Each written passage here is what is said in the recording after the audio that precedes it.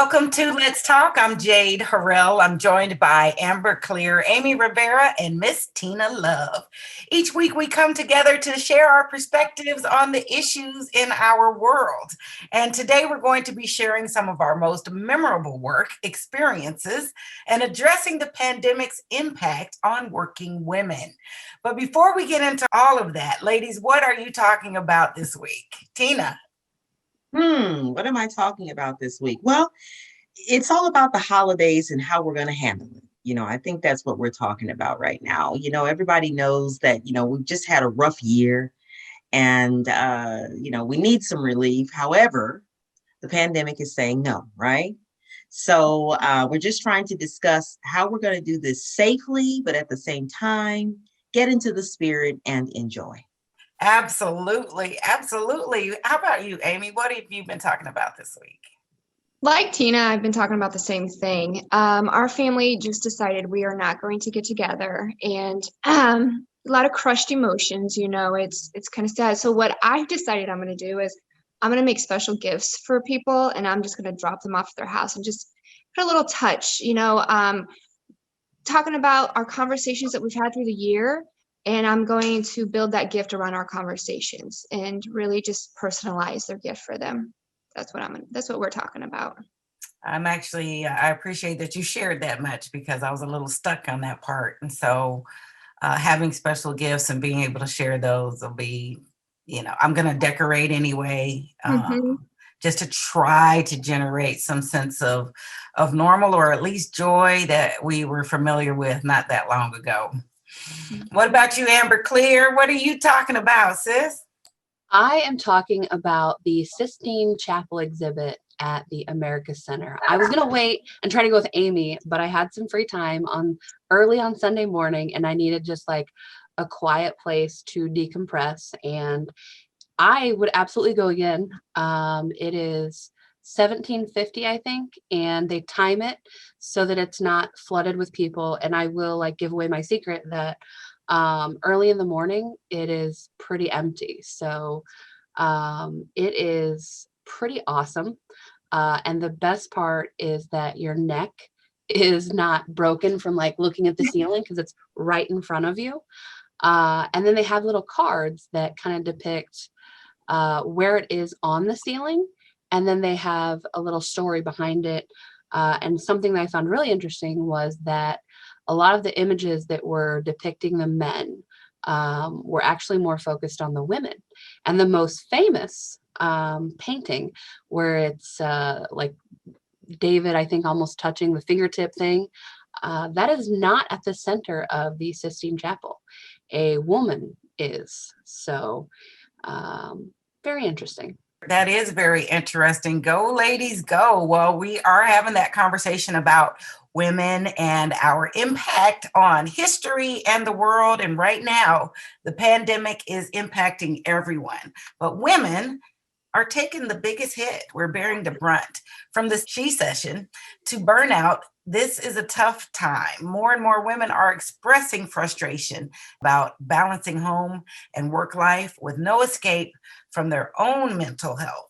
So during September alone, there are some statistics that 600,000 women left the workforce.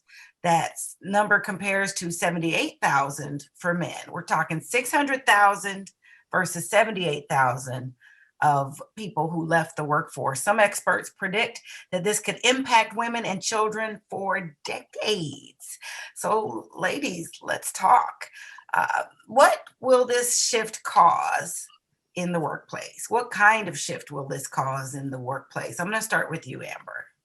So I think that first of all, we have to acknowledge that women, even in non-COVID times, we bear the brunt of the family stuff anyway. And it's a thing called the mental workload. We're kind of like the house managers. We're the people who keep things organized. Bobby has to be at soccer. You've got to be here. You've got to be here. And that's called the mental load. Oh, the dishwasher needs done. This needs done. And I think that takes its toll on women in non-COVID times. Now, in COVID times, I think that we are being hit from all sides because at home, we're the ones that expected to become the house teacher now. We can't find childcare, so we have to be the person that's setting up the laptops and making sure they're doing their online school. And you can't go to work and be an online school teacher at the same time. So I try to find the positive in everything. Okay. I try to find the positive no matter what. So on one hand, kids are getting to spend more time with their mothers, and we're getting more traditional family values. But something I struggle with is traditional always the right way. And I see the impact in the workforce because I work in a lot of predominantly male industries anyway. And because I don't have kids, I feel like sometimes I'm one of the only women left standing. And I see the struggle that my female coworkers go through. And the men are just like, oh, I've got 5 kids, but my wife has this. Well, did you check? Um, Yeah, and how convenient of having a nice, mindful work wife in you there who actually appreciates and understands what's going on. yeah. Amy, there's a part of it too that you can certainly expect. There's going to be a shift because who's going to allocate the funds? Where will the funds for childcare go? Now that you are embodying all that, what about your opportunity or space that you would occupy in that work being done at a level with an awareness that a woman could provide? What are some of the other shifts that you also perceive as well, Amy? Amber hit it right on the head with what's going on. I run foundations, I have other businesses, and I have adult children, and then I have an 8-year-old. So, um, it is hard, but the thing I've noticed is there's a lot of grace, and I tell people my son comes with me, or he's now involved in the things that I do, and I'm training a young entrepreneur right now. So that's the new tradition in our family. And That's the positive. That's the it's positive. the positive. And I actually quite enjoy it because I get to teach my child the way I want to teach him. And I get to socialize him with the people I want to socialize him with, or in the boundaries. But the but is, like Amber said, traditional. We struggle a little bit. So it's kind of a balance that I'm still even trying to find myself. And financially, I don't understand how people think that the parents are going to be able to afford all this stuff when they're not bringing in an income, or they're at home. Food, you got to think about, they're not eating at school right now. They're not eating the snacks. You ever have an 8-year-old boy at home? Jeez, Yeah. I'm like, did you ever stop eating? So it's still trying to juggle that balance. And for me, being an entrepreneur myself, and I'm in being a woman and taking lead, I had to step back a little bit and hit that traditional role again. And it's uncomfortable for the most part. It's uncomfortable. But then again, that positive side of it, like Amber said, is I get to spend more time with my son that I didn't get to do with my daughter because I was working all the time. So the benefit you have, though, Amy, is that you can bring him along. A lot Yeah. of women can't. And then a whole nother topic, too, is women aren't getting that socialization because we're trying to take care of the kids and the husbands. And then there's even less time to take care of ourselves. And I think that Right. you can't pour from an empty cup. So if women are watching this, don't forget to take care of yourself, because you can't take care of other people without putting yourself first sometimes. Tina Love, do you feel Yeah. like this is taking us back? Is this putting the women's movement back? Are we getting tossed back into the dark ages of our opportunity? I don't think so. I mean, like you were saying earlier, though, I think that women being absent from the table in some workplaces and being able to make some decisions is going to be felt.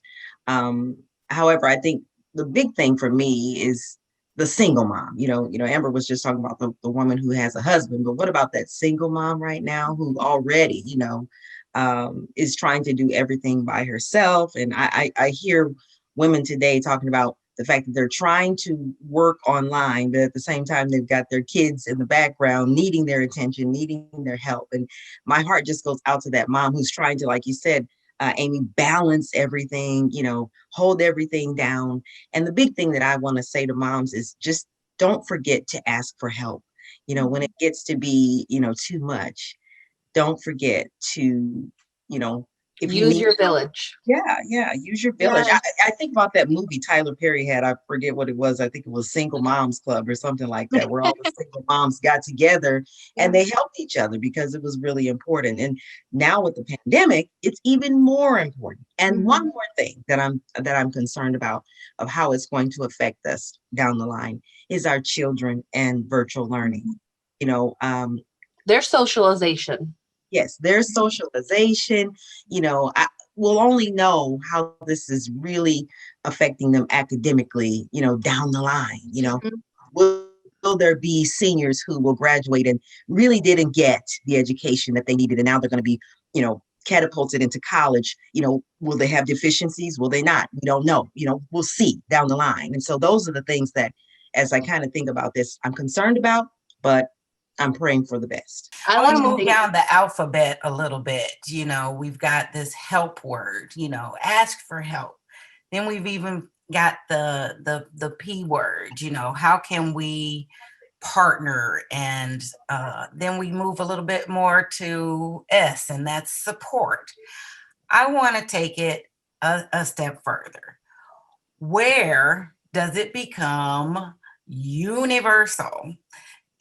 We're even talking about women supporting one another and women supporting each other in what now and before the pandemic was becoming more clear that we are all out here working, all out here trying to earn a way to support our families. The distinction of the tradition is starting to become a real challenge for me in my own house and in my own marriage, because we'll keep trying to stay within the framework of tradition, but we're not operating traditionally. There's nothing about what we're doing that is traditional or classical. This is all brand new. And the spaces and the opportunities where we are, I'd like to see some universal support. Like, hey, we both got to go to work. We both have these kids. We both need to eat. We both need to clean this house. We all work on this team too. Yeah. And it isn't so much that there's no logical way that a woman can occupy all these spaces well at the same time. It's an unrealistic, there's the you again. It's unrealistic. It's unreasonable. I'm not saying it's I'm not telling you it's unattainable, but at what cost? And I don't want to see this mean that you're going to get deteriorated and broken down to fumes and powder because you're maintaining or trying to maintain that standard on your own. So considering what we are going through now with the pandemic, I feel was already kicking off. This may be our opportunity to change the way we do things going forward. I only have the two hands in the same 24 hours that you do. How can we support each other safely during the pandemic? I feel that what we're doing right now has been a very helpful and supportive place for me personally, engaging and connecting, even though we're ordered to stay apart. But what do you ladies think? Amber, how do we safely support each other during the pandemic?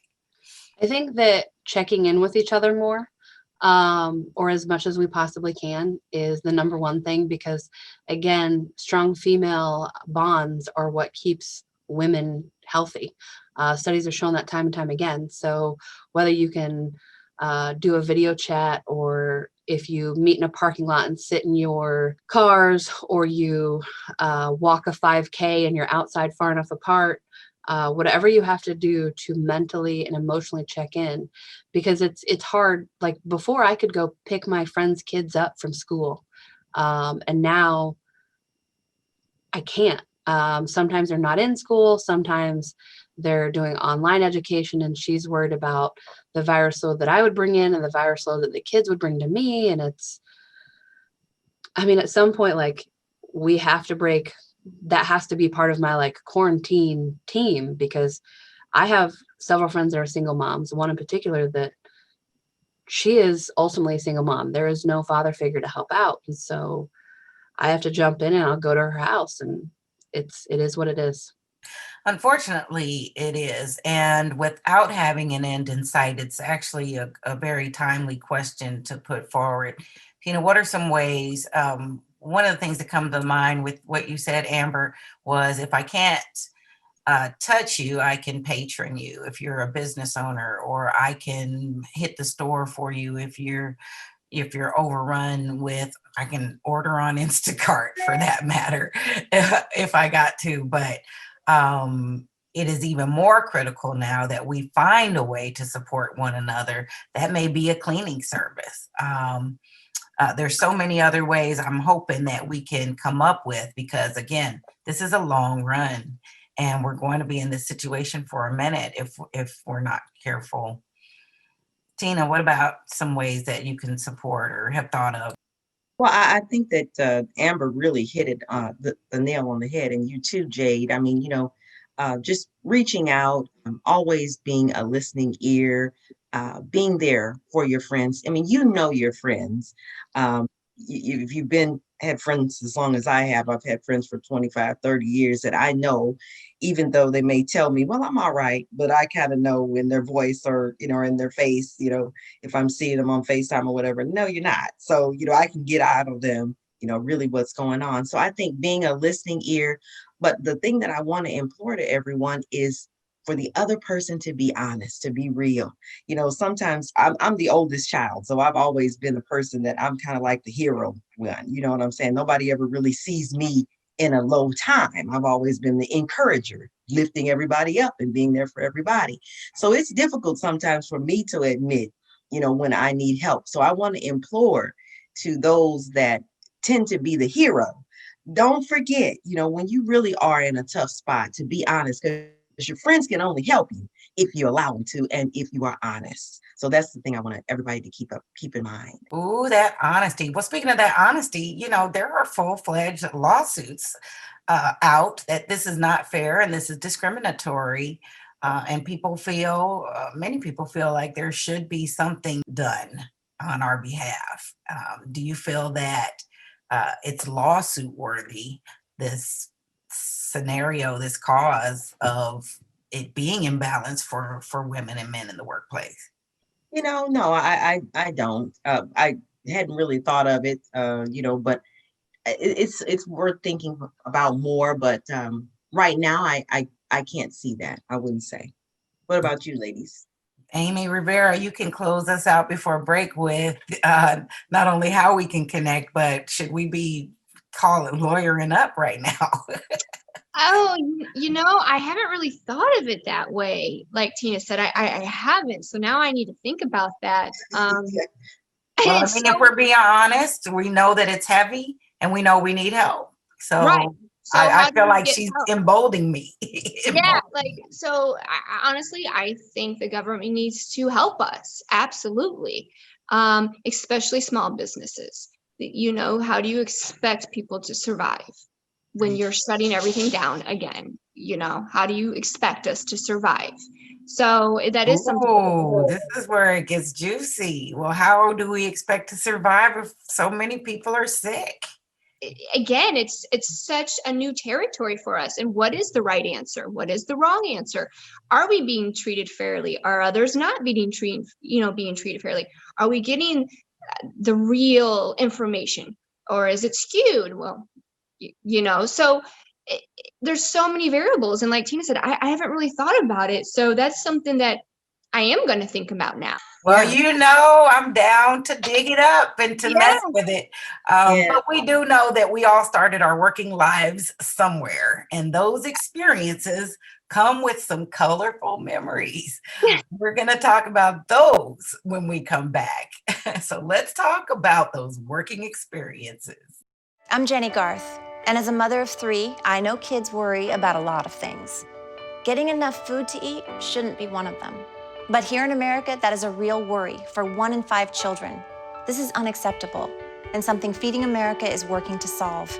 Through a nationwide network of food banks, Feeding America serves virtually every community in the United States, including yours. See how you can help your community. Visit feedingamerica.org. Together, we can solve hunger. Together, we're feeding America. I understand. I know it's not your typical resume. Okay, well. But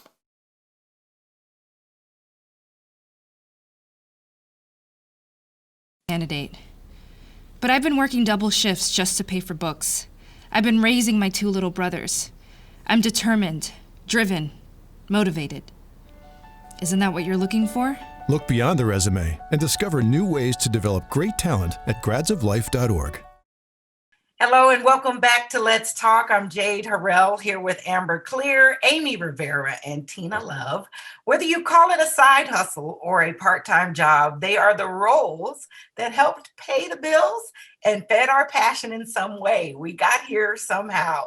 Those jobs also come with some fun stories. Let's talk about them. I want to hear about your craziest part-time job. Amy. Well, so since COVID, I've started, helping consulting other nonprofits. And the other end of it is I've been teaching Zoom rebounding classes. That's been really interesting. I started with 1 day a week and I thought, okay, we'll try it. And now I'm being requested 3 days a week. So I better work on my cardio a little more. But I'm really enjoying the fitness aspect of it. So what is it? What's involved in rebounding? What's a rebounding class entail before I put my hand up to? So it's like a mini trampoline. And you do all these different exercises on it for 15 to 30 minutes. That's all you need. And that's equivalent to running for like an hour. It's the best cardiovascular workout you can do. And it's easy on your joints. And you're literally soaking wet when you're finished. So Wednesdays is normally when I do it. And now I'm being requested to do it a couple more days a week. And I'm just like, wow, I'm actually pretty good at this. And I can talk through it. And I can actually, through my breaths, I can really help them and explain to them what rebounding is doing to our lymphatic system and how it's our breathing and our diaphragm.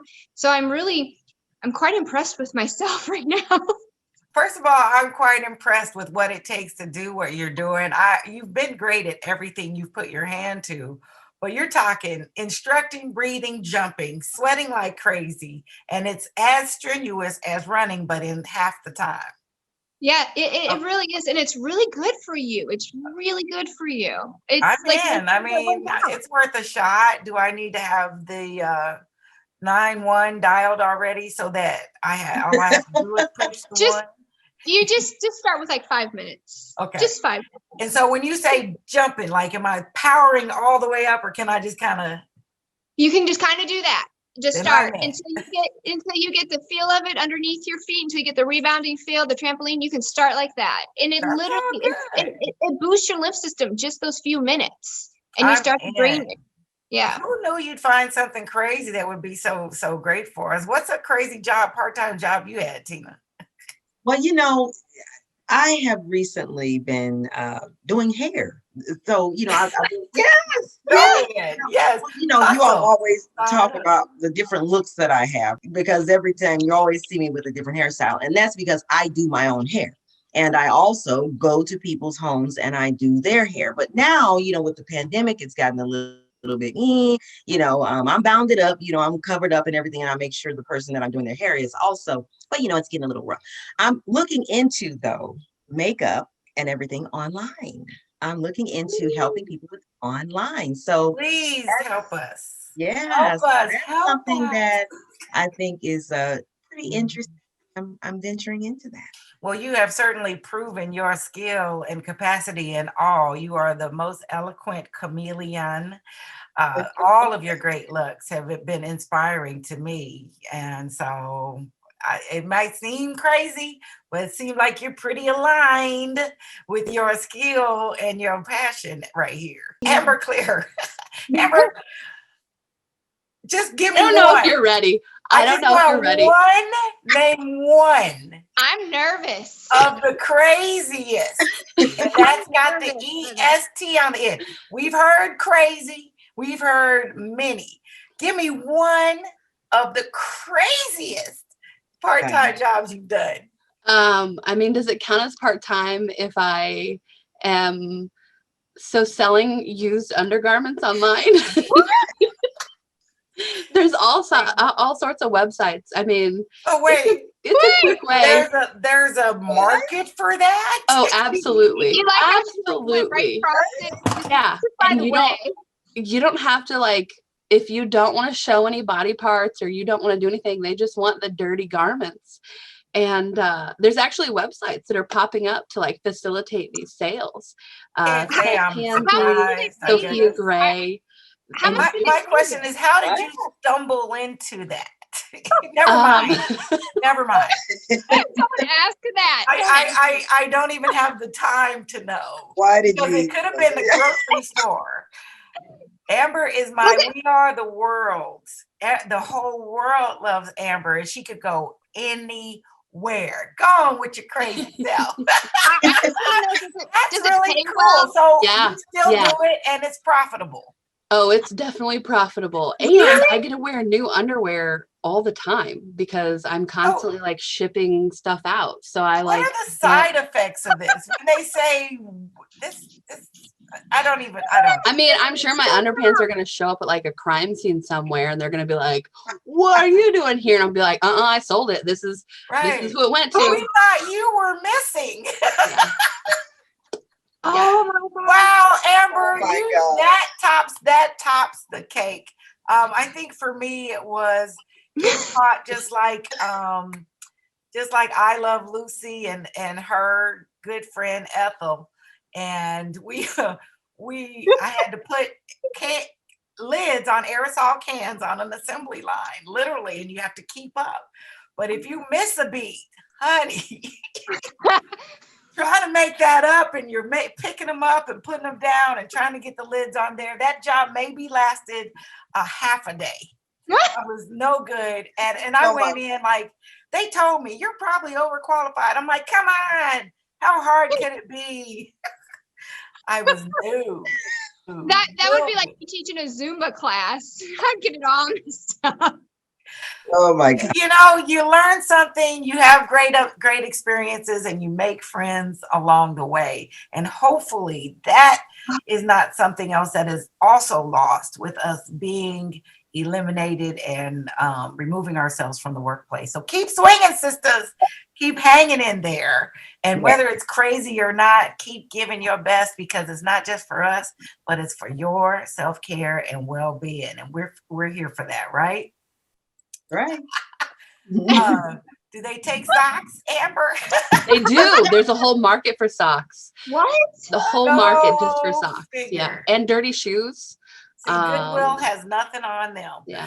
Thank you so much for watching.